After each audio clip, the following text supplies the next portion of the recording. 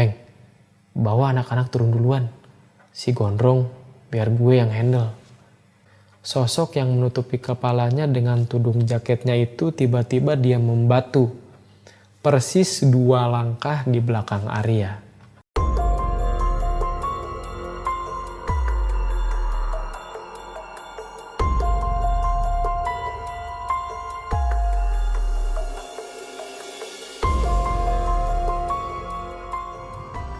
Assalamualaikum, balik lagi bareng saya Adit di segmen Nyari Mamat, nyarita horor malam Jumat. Di segmen ini saya akan membacakan cerita yang wow ngeri, khusus buat kalian. Buat kalian yang pengen kirim-kirim cerita bisa kalian kirim ke sini, bisa berupa voice note atau tulisan. Oke, sebelumnya kita segenap tim podcast Horror The Myth mengucapkan turut berduka cita atas meninggalnya Multazam atau Arik yang ditemukan meninggal karena terjatuh di Gunung Piramid. Semoga wafatnya beliau menjadi wafat yang husnul khotimah. Amin. Oke, di episode kali ini saya akan membacakan cerita yang ditulis oleh Bang Arya Sena yang menceritakan pengalamannya waktu dia mendaki Gunung Sumbing sekitar pertengahan 2015 lalu. Dan saya juga telah meminta izin kepada Bang Arya untuk mengangkat cerita ini di channel ini. Dan terima kasih pada Bang Arya telah mengizinkan saya untuk membawakan cerita ini. Oke, langsung aja, nggak perlu lama-lama. Pasang headsetnya, matiin lampunya, dan pastiin kamu lagi sendirian. Sebagai bentuk dukungan kepada channel ini, silakan klik subscribe dan aktifkan notifikasinya supaya kalian tidak ketinggalan cerita-cerita mistis lainnya.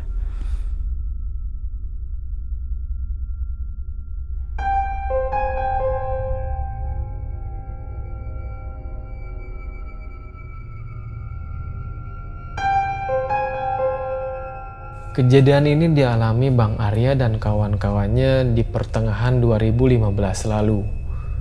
Ketika itu, mereka merencanakan pendakian Gunung Sumbing yang rencananya akan dilaksanakan oleh 6 orang. 4 asal Jakarta dan 2 dari Madiun. Setelah semua persiapan logistik dan lainnya matang, sore hari mereka berempat yang berasal dari Jakarta, yaitu Arya, Bang Arya sendiri, Pepeng, Ugay, dan Odon bergerak menuju pul bus Sinarjaya Pasar Minggu.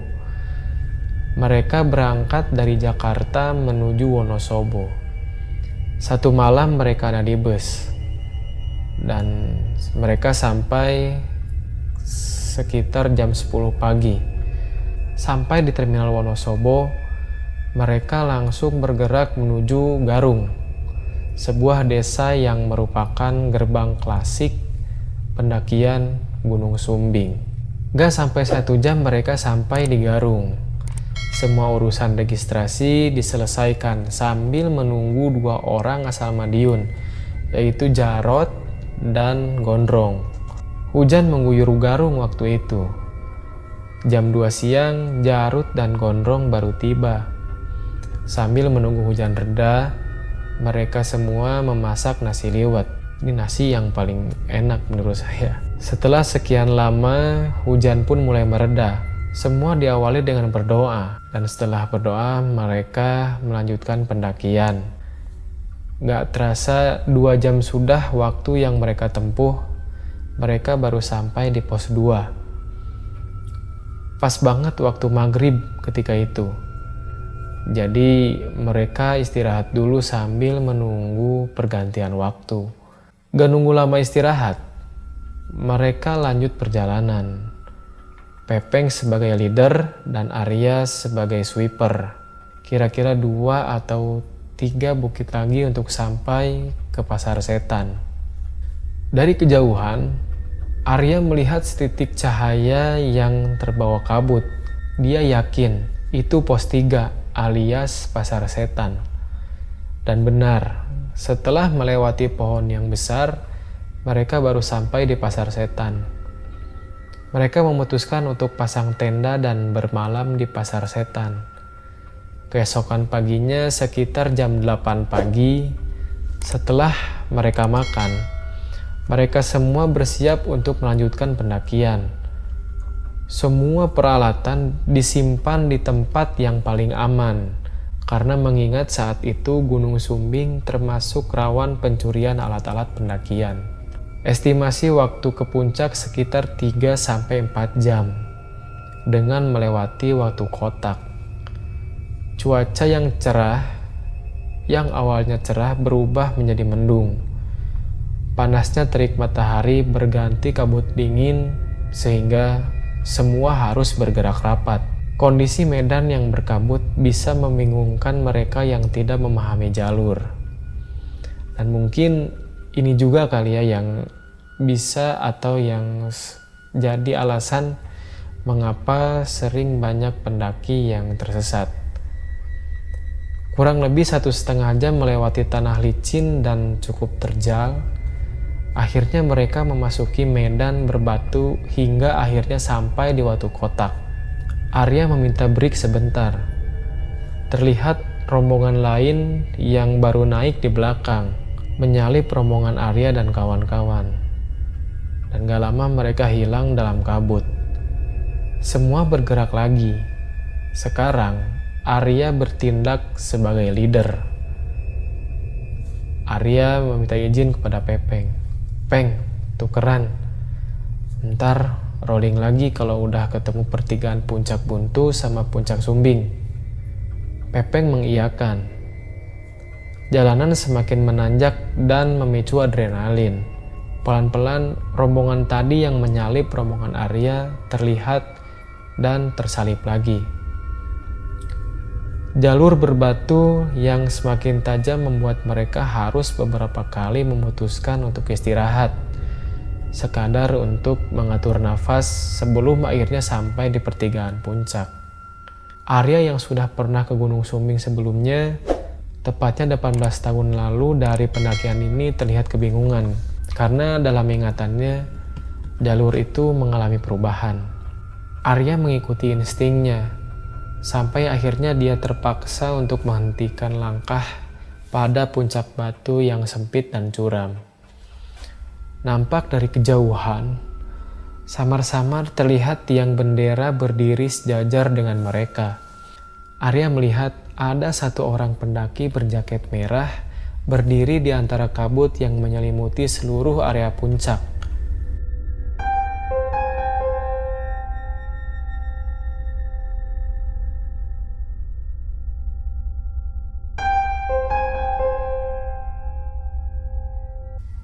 Dinding tebing terakhir mereka lewati.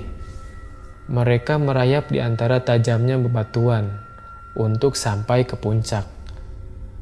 Hingga akhirnya mereka sampai di sebuah tanda yang bertuliskan Puncak Sumbing 3371 mdpl. Kabut bertambah pekat. Hujan mulai turun.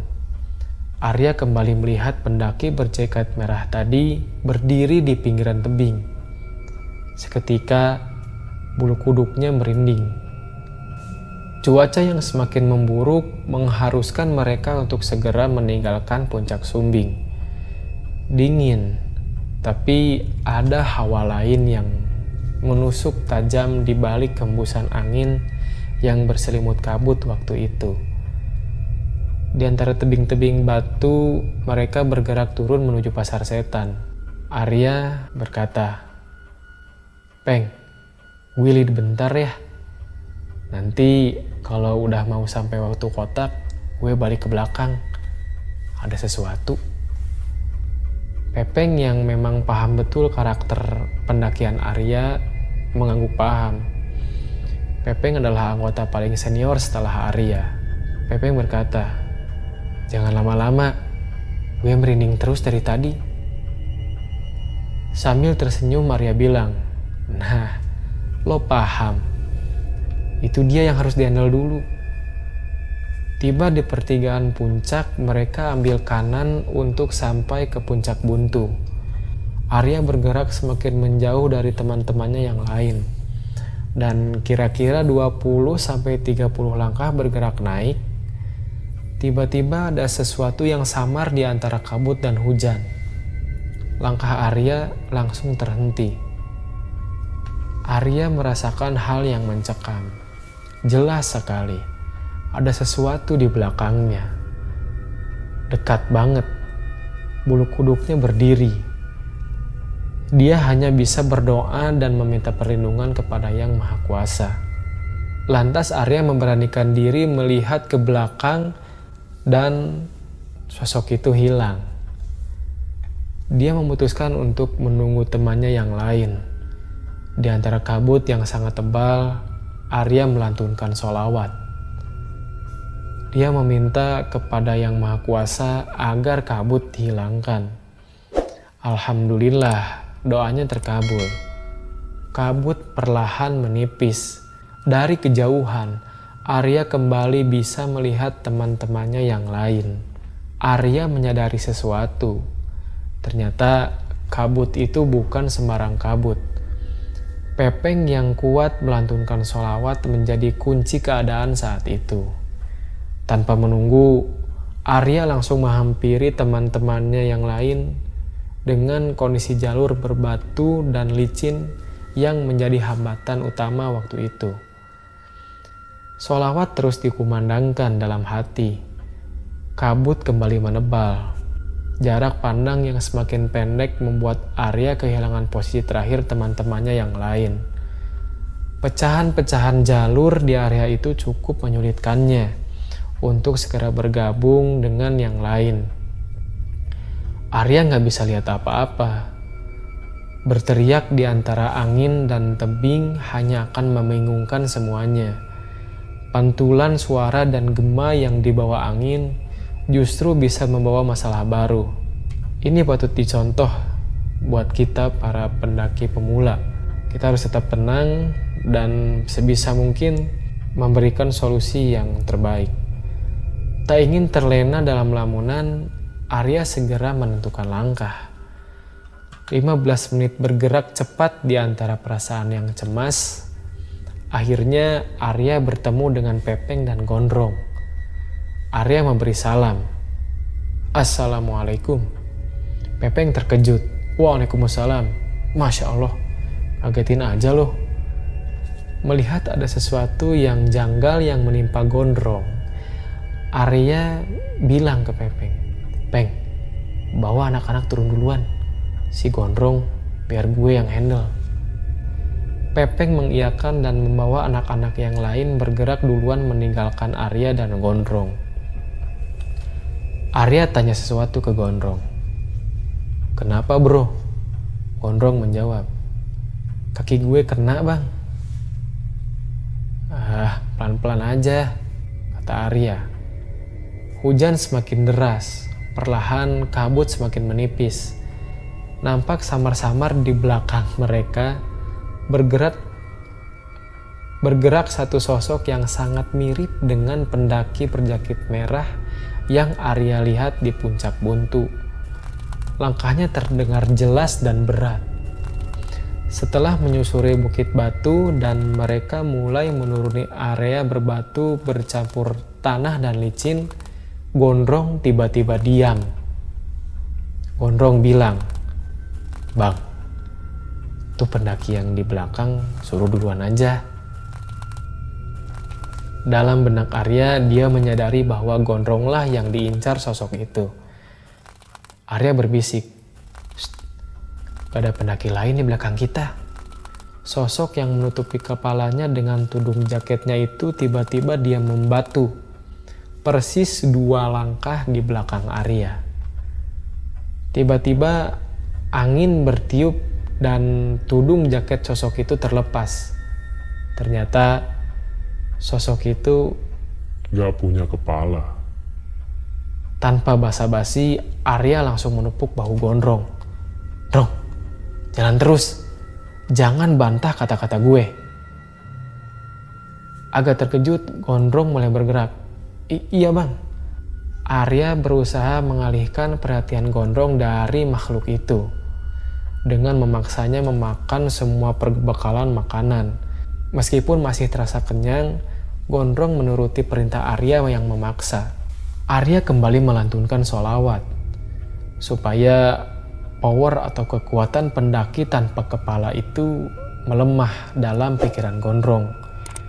Arya memaksa Gondrong untuk jalan terus dan jangan berhenti kalau dia nggak suruh. Kabut hilang. Pendaki tanpa kepala yang membuntuti mereka sejak lepas suatu kotak perlahan mulai menjauh.